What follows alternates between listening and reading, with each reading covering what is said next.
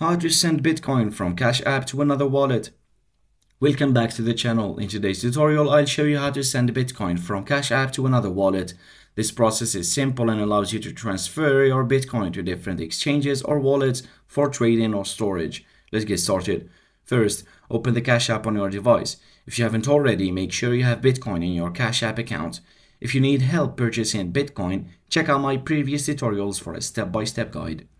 Once you're in the app, tap on the Bitcoin icon located on the home screen. This will take you to your Bitcoin wallet where you can view your balance and transaction history. Next, this option will allow you to send Bitcoin to another wallet. You'll see a prompt asking you to enter the amount of Bitcoin you want to send. Now, you'll need to enter the recipient's wallet address. You can either type it manually or use the QR code scanner by tapping the QR icon.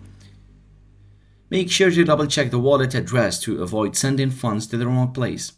After entering the amount and wallet address, tap on the send button and a confirmation screen will appear showing the transaction details. Review everything carefully, and if all looks good, confirm the transaction and your Bitcoin will be sent.